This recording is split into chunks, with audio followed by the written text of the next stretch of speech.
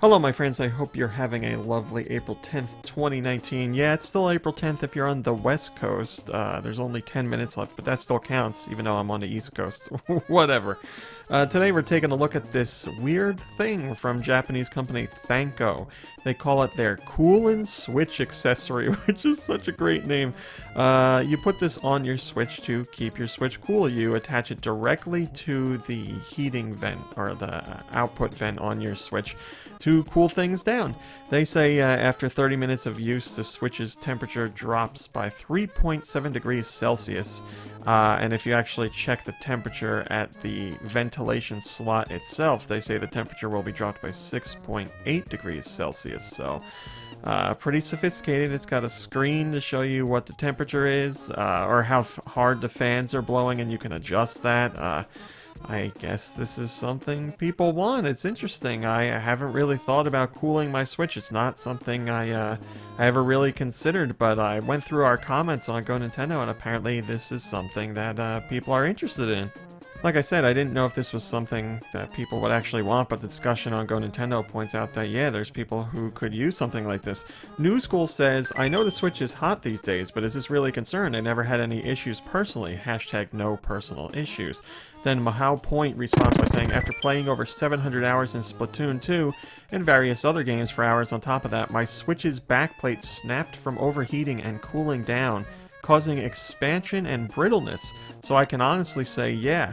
I've seen, you know, various Switch complaints about the Joy-Con and stuff like that. I haven't really seen anything about heating issues or heating aspects causing issues for the Switch, but I guess they are out there. I mean, this company, Thanko, hopefully did some research, and they were like, oh, it seems like there's people worried about their Switch running hot, or we've seen people that have damaged Switches because of it running hot, so let's make some kind of weird device.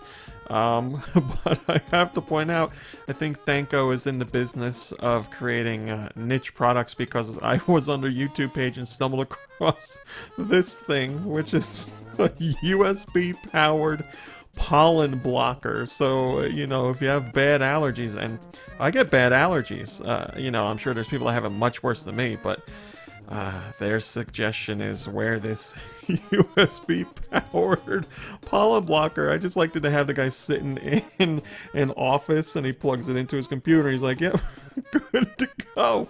So Thanko likes to think outside of the box with their products. But like I said, I guess there is some interest in a Switch fan like this.